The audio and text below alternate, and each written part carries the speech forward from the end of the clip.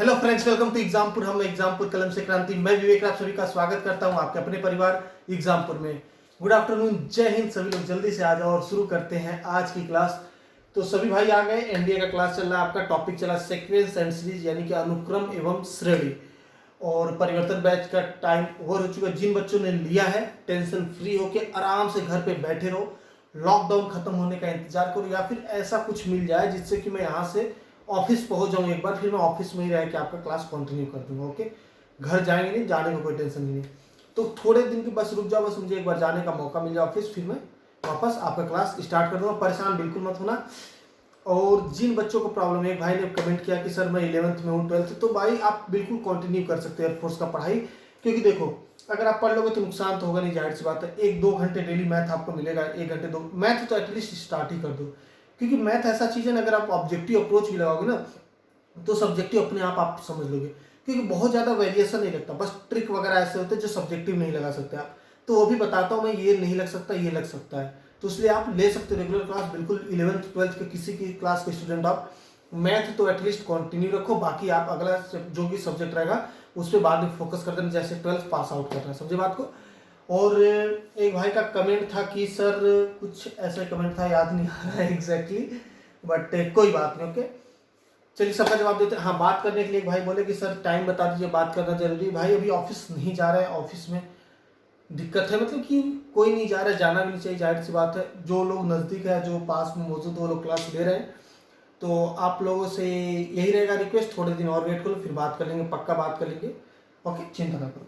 दूसरी बात कि होमवर्क दिया था, क्वेश्चन आंसर आया, बहुत बहुत थैंक्स जिन भाई ने किया, बहुत बहुत थैंक्स। ऐसे ही करते रहो, आगे बढ़ते रहो, आगे आप भी खुश रहो, मैं भी खुश रहो, सभी लोग मिलकर रहो। ओके, तो होमवर्क वाला क्वेश्चन पहले सॉल्व करते हैं, इसके बाद आपको टॉपिक कराते हैं।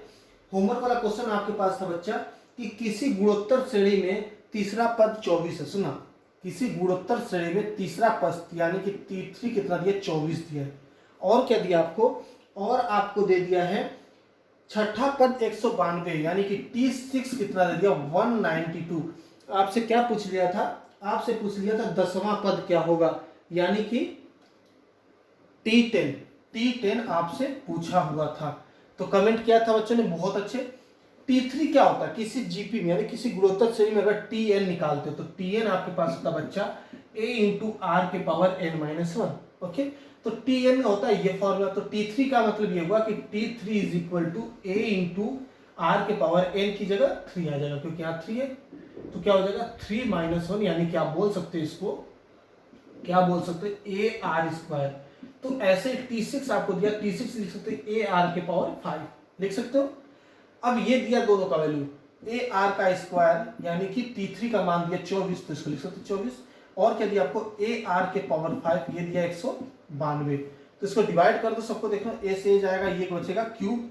और क्या काटोगे, इससे काटना है इसको, कितना जाएगा देखना, 4, 3 से मल्टीप्लाई कर, 3 2 6 नहीं जाएगा, यानी कि आप कितने से करोगे इसको, 13 से करो, कितने से करोगे, डिवाइड करना, 12 2 24, 12 2 और ये हो जाएगा 12 1 12, और क्या 72, 12 6 72। ओके, यानी क्या हो जाएगा, 4 हो जाएगा।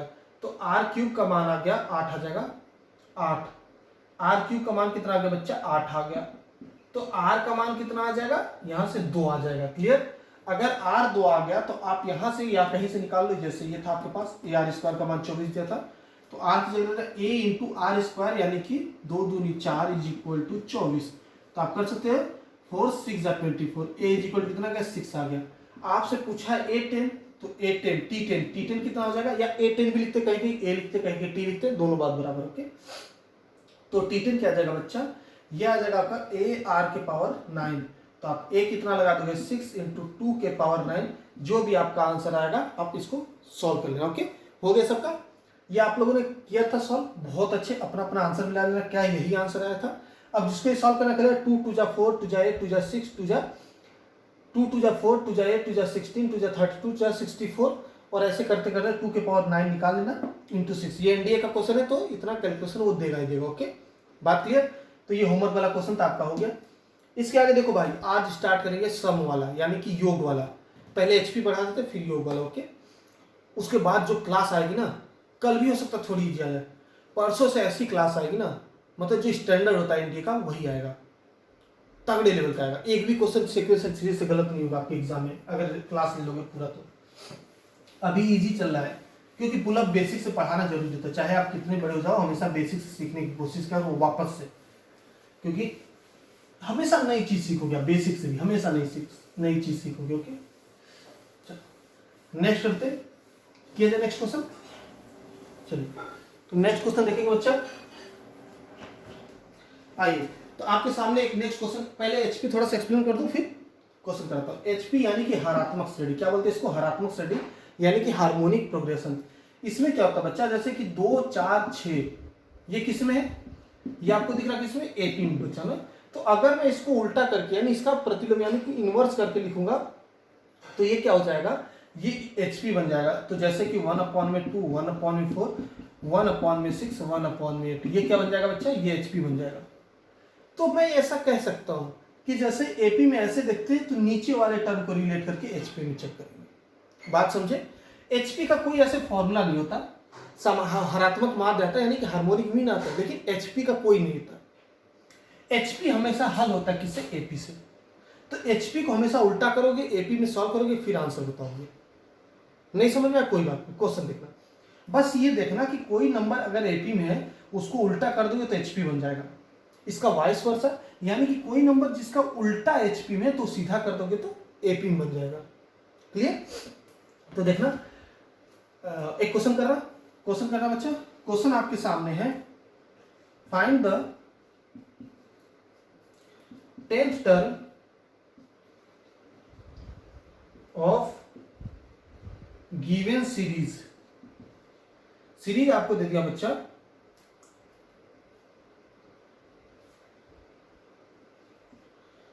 2/5 2/7 2/9 2/11। जल्दी से बताना इसका आंसर। क्वेश्चन आपके सामने है, वापस लिखो 2/5 2/7 2/9 2/11 इसका 10th टर्म बता देना। जल्दी से हल करना इसको। क्वेश्चन आपके सामने है, इसका 11वां पद बताना। दिए हुए श्रेणी का, हिंदी में दिए हुए श्रेणी का 11वां 10वां पद ज्ञात करें 10th टर्म। जल्दी बताना। तो सबसे पहले देखो क्या ये कौन सी श्रेणी में, कौन सी सीरीज में, एपी है, जीपी है कि एचपी है। तो आप गौर से देखोगे तो ये एपी में दिख रहा है लेकिन नीचे दिख रहा है, ये 2 बाहर दिख रहा है, कोई दिक्कत नहीं ना, ये अलग है। तो आप इसको लिख सकते हो 2 टाइम ऑफ, लिख सकते हो 1/5 1/7 1/9 ऐसे करके लिख सकते हो, या फिर आप ऐसे करो ना इसको, चलो ठीक है, 2 मत लिखो ना। आपको ऐसे देख के लग रहा है कि ये 2/5 2/7 2/9, अगर मैं इसको उल्टा करूंगा, देखना अगर मैं इसको उल्टा कर दूंगा यानी कि 5/2 और क्या 7/2 और क्या 9/2 11/2, ये किस में, ये एपी में दिख रहा है कि नहीं दिख रहा है, ये एपी में दिख रहा है, नहीं दिख रहा है। इन दोनों को माइनस करो 2 आएगा 1 आएगा, इन दोनों को माइनस करो, देखो 7 - 5 2/2 1 आ जाएगा, ये भी 1 आएगा, ये भी 1 आएगा, सबको माइनस करो कितना आएगा 1 आएगा। तो देख रहे ये एपी में बन रहा है। तो ये जो दिया था यानी कि ये किस में था, ये एचपी में था, ये किस में था, एचपी में था। तो एचपी का एक 10वां पद पूछा आपसे, क्या पूछा, एचपी का 10वां पद यानी कि हरात्मक श्रेणी का 10वां पद। तो आप एपी का 10वां पद निकालेना। आपने सीधा करके चेक किया तो सीधा करके सॉल्व भी करो। तो T10 क्या आ जाएगा, अगर एपी लेके चलोगे तो a plus of n - 1 into D, a यानी कि 5/2 पहला पद हो जाएगा, प्लस ऑफ n - 1 10वां पूछा तो 10 - 1 इंटू डी, डी कितना आएगा, इससे इसको माइनस करोगे, इससे इसको 1 ही आएगा, तो कितना हो जाएगा 9 और 9 दूनी 18 5 23 23/2 आपका आ गया क्या चीज, एपी। तो ये एपी का 10वां पद है, किसका है बच्चा, एपी का। आपसे पूछा क्या था, इसका पूछा था, तो आपने इसका जो दिया था इसका उल्टा करके हल किया, तो जब उत्तर आया उसको भी उल्टा कर दोगे, तो आप बोल दोगे T10 किसका, एचपी का। ये कितना आ जाएगा बच्चा 2/23। बात को समझना, जो भी क्वेश्चन आपको दिया था पहले उसको हम एपी में बदले, एपी में बदल के सॉल्व किए। अब जो भी आंसर आएगा वापस उसको उल्टा करके एचपी में आंसर दे देंगे। समझे बात को? तो ये बिल्कुल बेसिक फंडा होता है, इसमें कुछ ऐसा नया चीज़ नहीं होता। बाकी इस पर क्वेश्चन करते हैं। फिलहाल इधर ध्यान तो देखो, इसके बहुत ही प्यारा क्वेश्चन एक आता है जो कि आप शायद ही देखे होंगे ये क्वेश्चन को, बट कराता हूँ आपके सामने। एचपी का होता है बहुत ही प्यारा सा क्वेश्चन। ओके, जल्दी से इसको कॉपी करना सभी लोग, जिनका जिनका हो गया अच्छी बात है। बेटा स्पीड बढ़ाऊंगा धीरे धीरे, हार्ड लेवल बढ़ाऊंगा, चिंता ना करो, बट अभी जो जरूरत हो वो चुपचाप करते रहो, समझे? कभी भी अपने आप को बहुत ज़्यादा आगे नहीं समझना, जितना झुके रहोगे उतना ज़्यादा सीखोगे जिंदगी में। चलो क्या है नेक्स्ट क्वेश्चन। एक क्वेश्चन दे रहा हूं आपके सामने, एचपी का कर रहा, तो ऐसा क्वेश्चन आप देखे नहीं होंगे, शायद ही देखे हो, कोई देखा होगा, क्योंकि एचपी का ज़्यादा प्रैक्टिस नहीं करते हैं। सिंपल देखते अच्छा एपी से उल्टा करके, लेकिन एचपी का कुछ अपना भी एग्जिस्टेंस होता है, उसको भी कराता हूँ आपके सामने क्वेश्चन, देखना। हो गया सबका? बहुत अच्छे, आप लोग कमेंट करते हो, अच्छा लगता है, थैंक्स सभी लोग जितने लोग कमेंट करते हो। देखना नेक्स्ट क्वेश्चन लिखना है, एचपी का एक क्वेश्चन है ये। क्वेश्चन ऑप्शन में, यदि किसी हरात्मक श्रेणी का प्रथम दो पद क्रमशः 2/5, देखना 2/5 और आपको दे दिया 12/13।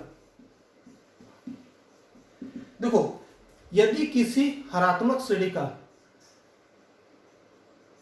पहले दो पद क्रमशः, यानी कि ये पहला टर्म हो गया, दूसरा टर्म हो गया, ये है, तो इस श्रेणी का सबसे अधिकतम मान बता दे। सबसे अधिकतम मान यानी सबसे अधिकतम वैल्यू, सबसे मैक्सिमम वैल्यू। सुना, if the first and second term of HP are 2/5 and 12/13, then find the highest term in the series. यानी इससे इन दोनों में नहीं, जिंदगी में कोई भी सबसे बड़ा होगा वही बता दो। ये हरात्मक श्रेणी था जिसमें पहला और दूसरा पद आपको दिया गया, ये फर्स्ट है, ये सेकंड, ये आपको दिया था।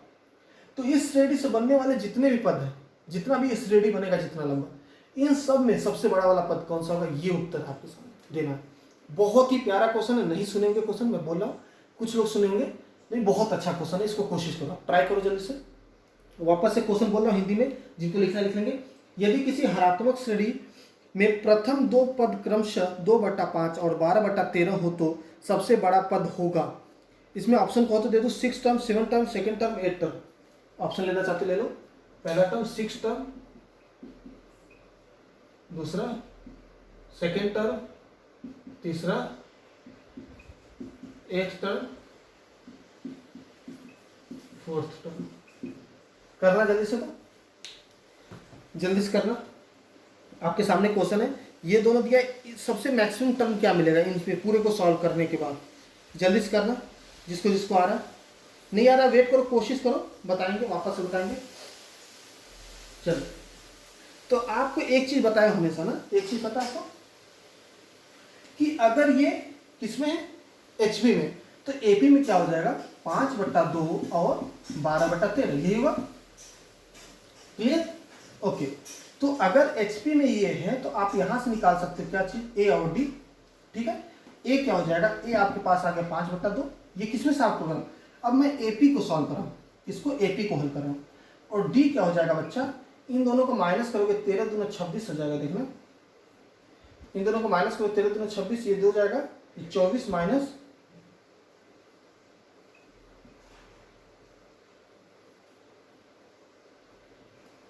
ये तो ज्यादा ही हो जाएगा ना, कोई बात नहीं, हाँ माइनस में आएगा, चलो ठीक है। इससे मल्टीप्लाई करो, 5 3 15, एक कैरी 5 1 5 1 65। तो आप बोल सकते हैं इसका मान कितना आ जाएगा, इसका मान आ जाएगा, इसको घटाओगे इसमें से तो आपके बचेगा 4 1 -41 अपॉन में 26, 4 1 5 6 2 8।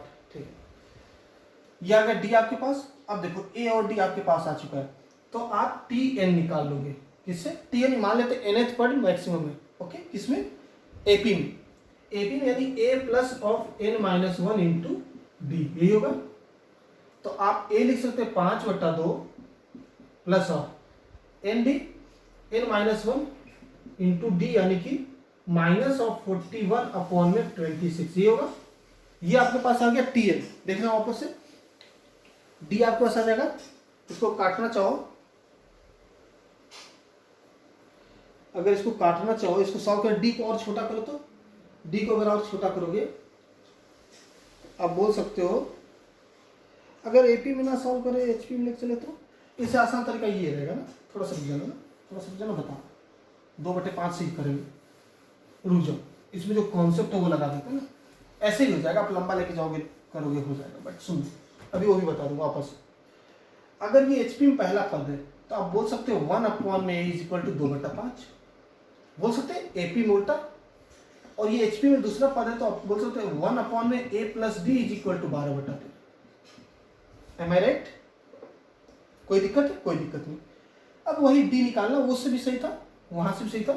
तो ए कितना आ गया आपके पास? ए तो दिख रहा है यहाँ से 1 में ए दिख रहा है और ये दिख रहा है, तो ए कितना आ जाएगा यहाँ से 5/2 और डी कितना आ जाएगा वही जो सॉल्व किए थे उसी को सॉल्व करोगे, छोटा करोगे तो आपके पास जैसे किए थे वही वो भी सही है ना, कोई दिक्कत नहीं उसमें। -17/12 आएगा। इसको हल करना, चाहे उसको कर लो वो भी सही था ना, दोनों उसको सॉल्व करते पूरे को तो यही बनता। ओके, या फिर कैलकुलेशन देख लेना। -17/12 ये आ जाएगा। डी आपसे क्या पूछा है? सबसे अधिकतम मान। तो आप टीएन लगाना, तो टीएन क्या होगा? अगर एचपी को सीधे सीधे सॉल्व करोगे तो 1 में a plus of n minus 1 into d कर देना। ये बताना जरूरी था, समझना बात को। अगर कभी भी आपको एन पद पूछा है तो टीएन एपी वाला लगाओगे तो a plus of n minus 1 into d होता है। तो अगर एचपी में लगाओगे तो सीधे सीधे आप लगा सकते हो टीएन इज इक्वल टू 1 में a plus of n minus 1 into d. दिख रहा है सबको? नहीं दिख रहा? मैं इसको यहाँ लिख देता हूँ, थोड़ा सा रुकिए। अगर कभी भी आपको टीएन निकालना होगा ये होगा 1 में a plus of n minus 1 into d. ये एचपी में होता, सीधे सीधे निकल जाएगा। ए भी पता है आपको, डी भी पता है, तो आप लगाना बच्चा टीएन इज इक्वल टू, यहाँ निकालना देखना, टीएन इज इक्वल टू ए यानी कि 1 में करोगे पूरे को 1 में 5/2 और इसको सॉल्व करोगे पूरे को देखना 1 में 5/2 2/5 ये कितना है 5/2 और क्या plus of n minus 1 into D कितना आपके पास -17/12 वही चीज है, सेम चीज है। इसको सॉल्व करोगे पूरे को सॉल्व करोगे आपके पास क्या बनेगा? आपके पास आएगा ऐसा कि 12 में 47 माइनस ऑफ 17 है, ये आएगा। हल करना इसको देखना, ये आएगा आपके पास टीएन। अब ये सबसे अधिकतम होगा। ये सबसे अधिकतम कब होगा? जब आपके पास नीचे वाला सबसे कम मान होगा। सबसे नीचे वाला क्या होगा? सबसे कम मान होगा। या फिर आप एक काम करो ना, आप सभी वैल्यू को रख के देखते रहो कौन से वैल्यू पे ये सबसे अधिकतम मान दे रहा है। तो देखोगे n इज इक्वल टू 2 पे सबसे अधिकतम मान देगा नीचे वाला मान तभी। अच्छा, आप जीरो नहीं कर सकते इसको, आप इसको जीरो नहीं कर सकते। आप चाहो तो 1 कर सकते हो, 1 करके देख लेना एक बार और 2 करके देखना। ये सबसे कम तो कब देगा? ये जितना ज्यादा हो। सुनना पूरा वैल्यू या फिर यहां बता रहा, इसको अच्छे समझ लेना, बस काम खत्म, मेरा काम खत्म मैथमेटिक्स का। फिर आपका काम देखना। इसका सबसे अधिकतम मान पूछा ना, इसका सबसे अधिकतम मान कब आएगा? जब नीचे वाला सबसे कम आएगा। नीचे वाला मान सबसे कम तब आएगा जब ये वाला सबसे ज्यादा होगा। मतलब घटाने वाला सबसे ज्यादा रहेगा तो घटेगा ज्यादा, घटेगा ज्यादा तो कम रहेगा तब ज्यादा बढ़ेगा। यानी कि 17n का मान 47 ज्यादा रहना चाहिए। कितना चाहिए? बहुत ज्यादा रहना चाहिए। तो आप देखोगे n इज इक्वल टू 0 रखोगे, ठीक है, 1 2, जैसे ही n इज इक्वल टू 3 रखोगे ये निगेटिव में आ जाएगा। ये क्या आ जाएगा? निगेटिव में आ जाएगा। सुनो, ये निगेटिव आ जाएगा तो अपने आप में मान कम हो जाएगा। तो n is equal to 2 maximum आएगा।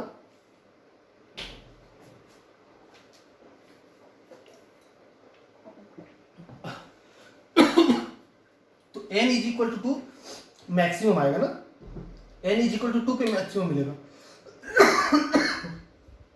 चलो तो देख लेना सभी लोग, वापस से देख लेना। जैसे n इज इक्वल टू 3 नहीं लेगा, ये क्यों नहीं लेगा? जैसे n इज इक्वल टू 3 को कम तो होगा लेकिन तुरंत माइनस में आंसर आ जाएगा, वो तुरंत और कम हो जाएगा ना, मतलब ओवरऑल कम हो जाएगा। नीचे वाला तो कम होगा लेकिन ओवरऑल भी कम हो जाएगा। चलो नेक्स्ट देखते, ओके, नेक्स्ट देखते क्वेश्चन। अब समेशन वाले चलते थोड़ा सा समेशन वाले चलते, यानी योग वाले पे। तो योग वाले में क्वेश्चन करना जल्दी से, तो देखिए कौन कौन करता है। इस क्वेश्चन को वापस देखना, नहीं आएगा तो बता देना, ओके। n = 2 रखने पे सबसे मैक्सिमम मान आएगा, ओके। तो आपका कौन सा रहेगा, सेकंड टर्म। नेक्स्ट क्वेश्चन करना बच्चा, चलो हो गया सबका। अब नेक्स्ट क्वेश्चन आपको देता हूं, इजी सा क्वेश्चन है करना। चलिए, समांतर श्रेणी -6 लिखना, -6 -11/2 और क्या दिया हुआ आपको, और दिया -5 के कितने पदों का योगफल -25 होगा। ऐसे कर करके कितने पदों का योगफल -25 होगा, यानी कि कितने कितने टर्म तक का सम करोगे -25 आएगा। ये क्वेश्चन, ये समांतर श्रेणी में ये बता भी दिया है भी, ठीक है। चलो तो देखना, आपको समांतर श्रेणी में एन का फॉर्मूला याद है, n/2 2a plus of n-1 into d, यही होता है। कोई दिक्कत? अगर लास्ट टर्म वाला पता रहता है तो वो भी एक होता है, a प्लस n, ये भी एक फॉर्मूला होता है। तो देखो आप Sn लगा दो, Sn = a पे कितना आपके पास n/2, यानी कि वही पूछा है कौन से कितने पदों का योग -25 होगा। तो ये वाला फॉर्मूला उठा लो, ये वाला नहीं चाहिए, क्यों? क्योंकि लास्ट टर्म नहीं पता हमें। तो आप कौन सा लगा दोगे, तो आप ये वाला लगाओगे, n/2 2a कितना -6 plus of n-1 into D कितना है, इसमें से इसको माइनस करो डी आ जाएगा, इसमें से इसको माइनस करो, किसी में से किसी को माइनस कर दो, तो क्या रहेगा -11/2 माइनस ऑफ -6, ओके। तो कितना जाएगा, 2 आ जाएगा एलसीएम, प्लस 6 12 -11 यानी कि 1/2 आएगा। देखो 1/2 आ गया, तो कितना आ जाएगा डी 1/2। चलो तो अब योग करो, इसको हल करो, इसका वैल्यू कितना दिया, -25 दिया, कितना दिया, -25 दिया। तो इसको सॉल्व करोगे, देखो कितना आ रहा है, n अंदर क्या जाएगा -12 देखना, और इसको plus of n/2 -1/2 is equal to कितना आ जाएगा, -50 देखना, -50। अब इसको हल करोगे -12n, और ये कितना आ जाएगा, अच्छा इसको और सॉल्व कर दो, -12 और -1/2, -12.5 भी कर सकते हो, या फिर ऐसे करोगे तो 24 -25/2 का n plus of n² is equal to -50। तो यहाँ से लगा सकते हो आप, आपको जैसे करना हो 2 उधर भेज दो, -25n plus of n² is equal to -100, लिख सकते हो n² -25n plus 100 is equal to 0। तो यहाँ से n का वैल्यू निकाल लेना, कौन सा टर्म आएगा, तो देख लेना कौन सा रहा ऑप्शन, देख लेना आप लोग, इसमें हल कर देना जल्दी से फटाफट। तो यहाँ से 2 वैल्यू आएगा ना बच्चा, यहाँ पे 2 वैल्यू आएगा, क्योंकि क्वाड्रेटिक इक्वेशन यानी कि द्विघात समीकरण बन रहा है। तो अगर द्विघात समीकरण बना तो देख लेना यहाँ पे कितना आएगा, एक n = 20 दिख रहा है, और एक दिख रहा है n = 5, देख लेना कितना आएगा, n = 20 आएगा और n = 5 आएगा। तो आपके पास 2 आंसर आ जाएंगे, 20 and 5। कितने आंसर आ जाएंगे, 20 and 5। देख लेना क्वेश्चन वापस से, आपको समांतर श्रेणी दिया था बच्चा, क्या दिया था, ये नीचे वाला दिख रहा है आपको, नहीं दिख रहा होगा, n², देखो n² -25n, और ये -100 इधर जाएगा, +100 बन जाएगा, इज इक्वल टू 0, ओके। इसको हल करेंगे तो 20 और 5 आएगा। वापस से सुनना, ये दिया था आपको समांतर श्रेणी, बोला इनके पदों का, इनके n पदों योग कितना है, -25 है, तो n कितना है, यानी कि कितने पदों का योग -25 है, ये क्वेश्चन था। तो देखो फॉर्मूला लगा दिया, तो सम का 2 फॉर्मूला तो एक ही में, एक ये होता है, एक ये होता है। तो यहाँ पे कौन सा लगेगा, a लगेगा, क्योंकि l नहीं पता हमें, लास्ट नहीं पता, यानी आखिरी पद नहीं पता, अंतिम पद। तो आप Sn लगाए, यहाँ पे Sn आपको योग दिया था कितने पदों तक का, n पदों तक का, -25 यहाँ लगा दिया, तो n को n मान के बाकी सब कुछ उठा के रखिए यहाँ पे। तो यहाँ से n का मान निकाले, 20 और 5 आया, हल कर दिए, आपके पास आंसर उसका। चलो बच्चा, अब इस पर नेक्स्ट क्वेश्चन किया जाए, जल्दी से देख लेना, थोड़ा सा टाइम, थोड़ा स्पीड चलते हैं आराम से ना, थोड़ा स्पीड धीरे धीरे बढ़ाएंगे। नेक्स्ट क्वेश्चन करना, गुणोत्तर श्रेणी क्या कर देना, इजी। देखो इजी क्वेश्चन है ये, टफ नहीं है, समझे। इसके पहले वाला क्वेश्चन था कॉन्सेप्चुअल, उसको कर लिए होगे तो मजा आ गया होगा। नहीं आया होगा तो उसको वापस से लिख के फिर करना ना। आप n = दूसरा पद भी लेके चलना ना, जो ऑप्शन में दिया तो और भी मान लेना, देखना आपको दिखेगा नहीं, कोई सिर्फ 2 ही दिखेगा, दूसरा पद ही दिखेगा, क्योंकि अधिकतम मान पूछा, सबसे अधिकतम। आप ध्यान दिया करो, क्वेश्चन कुछ बोल रहे हैं तो उसको ध्यान से दिया करो, छोटा छोटी बातें देखना। क्वेश्चन नंबर देखना नेक्स्ट, गुणोत्तर श्रेणी में 3 3² कितने पदों का योगफल 120 है? 3, 3 स्क्वायर,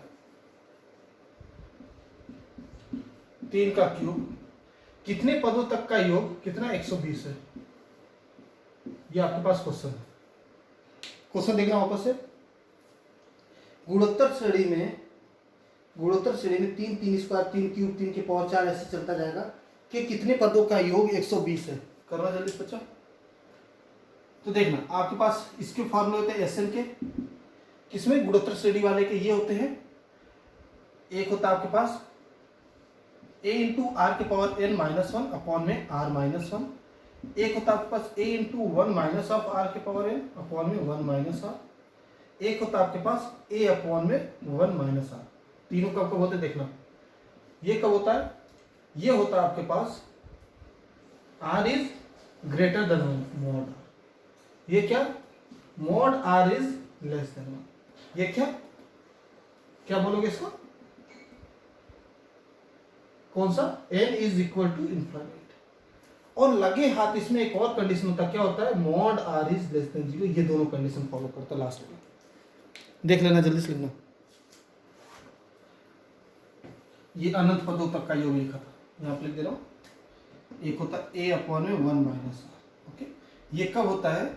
जब पहली बात n is equal to infinite हो, दूसरा मॉड r लेस देन 1, ये भी जरूरी होता है। इस पे ध्यान रखना, ये तभी लगता है। 3 होते हैं, ये पहला हो गया, ये दूसरा हो गया, ये तीसरा हो गया। 3 होते इसमें n पदों तक के योग के गुणोत्तर श्रेणी में। ये होता है सूत्र। जल्दी से देखना सभी लोग, फिर आगे करा इसमें। अब देखना कौन सा लगेगा इसमें। सबसे पहले देखो r क्या आपके पास? r यानी कि ये अपॉन में, तो देख रहे हो 3 का स्क्वायर 3 3 के 9 बटा 3 यानी कि 3 r। सार्वानुपात कितना है? 3 है।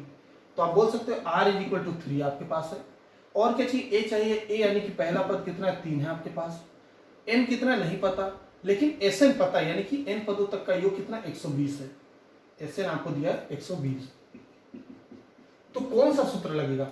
आपका r कितना? 3 है, तो आप देख रहे हो 3 1 से ज्यादा होता है, तो आपको ये वाला सूत्र लगाओगे, पहला वाला। ओके, तो करते इसको, ये वाला सूत्र लगा के करते हैं। तो लगा लेना बच्चा, जल्दी से लगाना।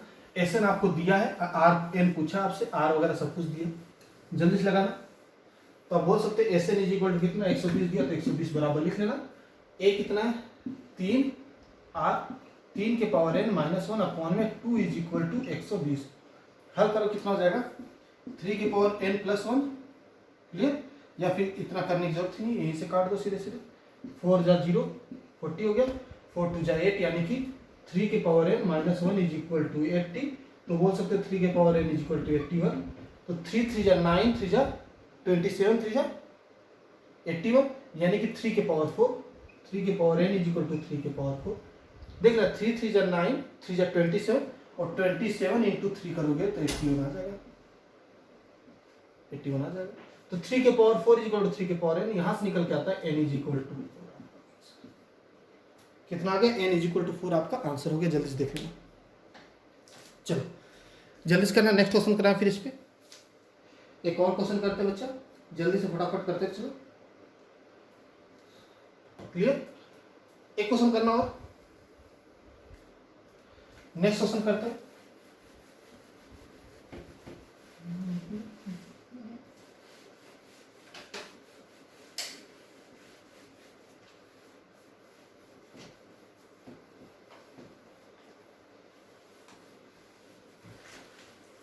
चलो अब देखना, नेक्स्ट क्वेश्चन आपके सामने दे रहा हूं, देखना। Summation of n is equal to 1 to 10 minus 1 की पावर n, इसका मान बता देना, जल्दी बता देना। ऑप्शन ए है आपके पास 10, ऑप्शन बी आपके पास 9, ऑप्शन सी आपके पास 1, ऑप्शन डी आपके पास 0। जल्दी बता देना।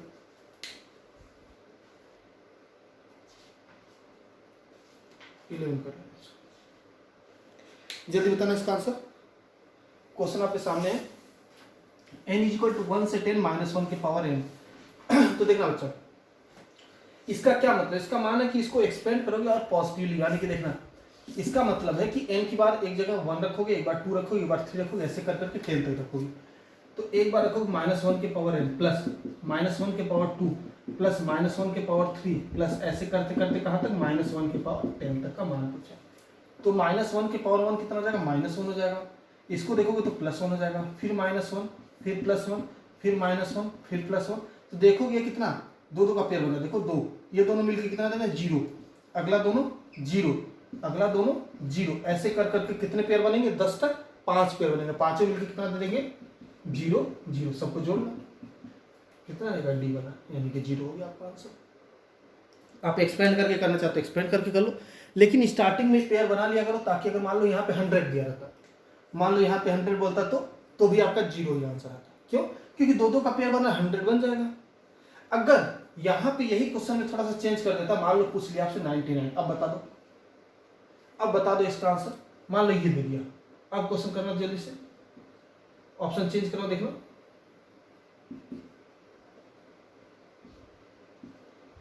अब करना, देखो क्या हो जाएगा इसका आंसर। अब दे दिया 99, तो आप करोगे इसके पावर कहां तक जाओगे 99, तो आप देख लो 0 0 बना रहे दो मिलके, तो 98 तक का क्या दे देंगे, 0 दे देंगे। -1 के पावर 98 तक मिलके क्या देंगे 0, पेयर बनेंगे वहां तक, दो पेयर 98 तक बनेंगे। लास्ट वाला बचेगा -1 के पावर 99, जिसका आंसर क्या आएगा -1 आ जाएगा, तो सी वाला आपका राइट आंसर। तो ऐसे वेरिएशन करके आपके साथ क्वेश्चन पूछ सकता, कोई दिक्कत नहीं, बस आप मेन चीज पकड़ लोगे तब काम हो जाएगा, मेन चीज पकड़ लोगे तब आपका काम हो जाएगा, वरना फिर आप ट्रिक ही ढूंढते रहोगे कॉन्सेप्ट जल्दी जल्दी करने के चक्कर में, बट पकड़ नहीं पाओगे चीजों को। तो कोशिश करो पहले पकड़ो पॉइंट को, उसके बाद स्पीड अपने आप बढ़ जाता है बच्चा, समझे। स्पीड बढ़ाने के चक्कर में अपने कंटेंट के साथ खिलवाड़ मत करना कभी, ओके। एक क्वेश्चन नेक्स्ट करना तो गुणोत्तर श्रेणी का, वही कहा ना मैं, एक दिन हो सकता है आज आपको इजी लगाओ, कल भी इजी लग सकता है, परसों जो लेवल का क्लास होगा ना फिर आपको होगी, हालांकि कल ही ऐसा लेवल का क्लास आ जाएगा आपके सामने, देख लेना। कल के बाद आप कमेंट करोगे कि सर ये तो हाई लेवल का हो रहा है, तो एनडीए का क्लास है ये, समझे। ये तो इजी चला रहा है ताकि आपको थोड़ा सा बेस लेके चले, थोड़ा सा बस हाँ पता चलता रहे कुछ हो रहा है। चलो नेक्स्ट देखना बच्चा, नेक्स्ट करना आप एक क्वेश्चन और करना, तो ये क्वेश्चन आपके सामने, यदि एक गुणोत्तर श्रेणी का तीसरा पद 4 हो, तो यदि लिखना किसी गुणोत्तर श्रेणी का तीसरा पद क्या हो 4 हो, तो प्रथम 5 पदों तक का योग, जल्दी से करेंगे बच्चा, प्रथम 5 पदों तक का योग क्वेश्चन आपके सामने है। यदि किसी गुणोत्तर श्रेणी का तीसरा पद 4 हो तो प्रथम 5 पदों तक का गुणन, इंग्लिश से सुना, if the third term of a series of a GP is 4, then find product of fifth term, means की स्टार्टिंग से last, okay, product of all the fifth term from the beginning, okay, ऐसा करके लिखिए। Option A आपके पास देखना 4 के power 4, option B आपके पास 4 के पावर 5, ऑप्शन सी होगा 5 के पावर 4, ऑप्शन डी आपके पास 5 के पावर 5। देख लेंगे जल्दी करना, क्वेश्चन आपके सामने। देखो आपसे T3 दिया है, तो अगर गुणोत्तर से तो आपको पता है ये AR³ होगा, क्यों, AR की पावर n-1 होता है, n की जगह 3 रखो, AR² होगा, क्या होगा AR², क्लियर। AR² का मान कितना 4 है, आपसे पूछा क्या है T1 into T2 into T3, सुना 5 पदों तक का योग गुणन T3 into T4 into T5, ये पूछा आपसे। पहला पद क्या होता है A होता है, दूसरा पद क्या होता है AR होता है, तीसरा पद अगर हमने R माना कॉमन रेशियो यानी कि सर्वानुपात, तब तीसरा पद AR³, AR², फिर AR³, फिर AR के पावर 4, यही होता है, कुछ और होता है, देखना दिख रहा है सबको। लास्ट में क्या होता है AR के पावर 4, 4 5 हो गए, 1 2 3 4 5 हो गए, सबको गुणा कर दो तो आपके पास बनेगा बच्चा A के पावर 5, देखना 5 A दिख रहा है, A के पावर 5 हो गए, इंटू R के पावर, यहाँ R की पावर 1 है 2, 1 + 2 3, 3 6 4 10, कितना हो गया A के पावर 5, R के पावर 10, यही हो गया। यही आपसे पूछा है, आपको ये पता है ये निकालना है, क्या करोगे, A और R का वैल्यू निकल सकता नहीं निकल सकता, A और R का वैल्यू अगर पता चल जाए तो इसमें रख देंगे, आंसर आ जाएगा आपका, लेकिन नहीं निकल सकता। बट एक शॉर्टकट ये है कि AR² का मान 4 है, तो अगर इसको निकालना है, इसको मैं लिख सकता हूँ AR² के पावर 5, लिख सकता हूँ, नहीं देखना तो बच्चा, इसको लिख सकता हूँ AR² के पावर 5, AR² का मान हमें पता है 4 है, तो आंसर क्या जाएगा 4 के पावर 5, यानी कि बी वाले। देख लेना जल्दी इस क्वेश्चन, बहुत ही प्यारा वाला क्वेश्चन है, ओके। जल्दी से करो बच्चा, फिर करें। एक और करना तो हो गया सबका। चलो एक और लेना। If the sum of the AP, if the sum of the AP is given by, if the sum of n terms of an AP is given by Sn is equal to 3n plus 2, ऐसे करके कुछ भी ले लो ना। क्या बोला हूं, यदि किसी समांतर श्रेणी के n पदों का योगफल दिया हुआ है Sn is equal to 3n plus 2, then find, तो ज्ञात करें, then find S10 बता देना बच्चा, and T10, जल्दी बता दो। T10 और S10, T10 और S10 बताना। यहां से कॉन्सेप्ट सिखाऊंगा, देखो। ओके, देखो कभी भी आपको Sn पता रहता है ना, तो आप Tn कैसे निकालोगे? Tn हमेशा होता है बच्चा Sn minus of S of n minus 1। Okay, ये होता आपका। इसमें कल एक अच्छा वाला क्वेश्चन कराने वाला हूं, इसलिए इसको ज्यादा डिटेल नहीं बताऊंगा। इतना सबको पता होता है, ऐसे निकालते हैं। तो देखो अगर आपको Sn दिया, S10 पूछा, तो n की जगह कुछ नहीं 10 रख दो। देखो ये Sn है तो यहाँ n है, अगर s की जगह यहाँ n 10 रखोगे तो यहाँ भी 10 रख दो। तो आपको कुछ नहीं करना, 3 × 10 + 2 यानी कि 32 आपका आंसर। जब T10 पूछेगा तो आप लगाओगे, ये लगाओगे S10 माइनस S, ये देखो Tn था तो Sn minus S of n minus 1, यानी कि ये n रहेगा तो n माइनस 1 यहाँ जाएगा तो S9 हो जाएगा, यानी S10 माइनस S9 चाहिए। S10 आपके पास पता है 32 है, माइनस S9 निकाल लो। S9 कितना जगह देख लेना, S9 कैसे निकालोगे, यहाँ 9 रख देना n की जगह, 3 × 9 + 2, 9 × 27 यानी कि 29 हो गया। तो आपका आंसर 29, तो कितना आ जाएगा आपके पास बच्चा, 30, 3 आ जाएगा। देखो T10 कितना आ गया, 3 आ गया, तो तीसरा पद क्या होगा बच्चा, 3 होगा। ओके, क्लियर हो गया, सबको समझ में आ गया। तो कोई भी सीरीज आपको दिया रहेगा, Sn आपको दिया रहेगा, ये इसमें जीपी पे भी काम चलता है। ओके, ये जीपी में भी काम करता है, ये वाला, ये सब जगह काम करता है। Sn is equal to Tn ये होता है, चाहे कोई भी सीक्वेंस रहेगा, कोई भी सीरीज रहेगा, समझे, चाहे गुणोत्तर श्रेणी रहे, चाहे समांतर श्रेणी, हर जगह ये काम करेगा। जल्दी से कॉपी कर लेना इस क्वेश्चन को भी, अच्छा क्वेश्चन था ये भी। ओके, और अब सोचो एक दो क्वेश्चन आपको तगड़ा वाला दो, फिर आप थोड़ा सा खुश होगे ना। चलो एक क्वेश्चन देखना, एक गुणोत्तर श्रेणी में n पदों का योगफल 2 के पावर n माइनस 1 है तो समानुपात होगा, बताना। तो यदि गुणोत्तर, किसी गुणोत्तर श्रेणी में n पदों तक का योग, दूसरा क्वेश्चन करना इसी टाइप का, यदि किसी गुणोत्तर श्रेणी में n पदों तक का योग कितना दिया है, ये दिया 2 के पावर n माइनस 1, कितना दिया बच्चा, 2 के पावर n माइनस 1। यदि किसी गुणोत्तर श्रेणी में n पदों तक का योग 2n के पावर माइनस 1 है तो सार्वनुपात ज्ञात करें, यानी कि r बताएं। जल्दी बताएं बच्चा, क्वेश्चन आपके सामने है, यानी कि if the sum of the GP of n term is 2 के power n minus 1 then find its common ratio. तो देखना, आपको पता है ये क्या दिया, ये आपको दिया है सम ऑफ n सीरीज। ओके ठीक है, आपसे क्या पूछा, सार्वनुपात पूछा है। अब कुछ नहीं करो, अगर ये Sn दिया है, चलो तो यहाँ से S1 निकालो, पहला पद निकालो। देखो इसको क्वेश्चन को करने का तरीका एक होता है, एक होता है आप नॉर्मली निकालोगे, इसको हल करोगे, मतलब फॉर्मूला लगाओगे AR के पावर n माइनस 1 अपॉन में R माइनस 1, फिर इससे कंपेयर करोगे, फंस जाओगे, हो ही नहीं सकता।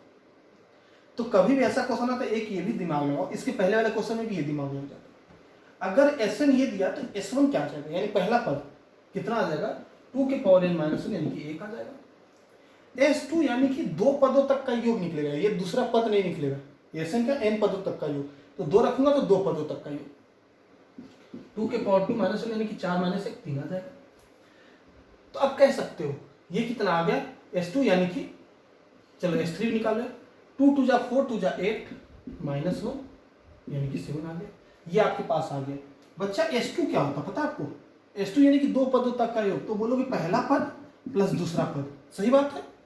और पहला पद क्या होता है, S1 क्या होता है, S1 पहला पद ही होता है भाई साहब। जब मान लो 2 2 दूनी 4 4 दूनी 8, मान लो ये आपके पास था गुणोत्तर श्रेणी, तो पहले पदों तक का योग बता देना बच्चा, पहले पदों तक का योग 2 ही आएगा, और पहला पद है क्या, 2 ही है, तो ये दोनों सेम ही होते हैं S1 और T1 हमेशा, ठीक है।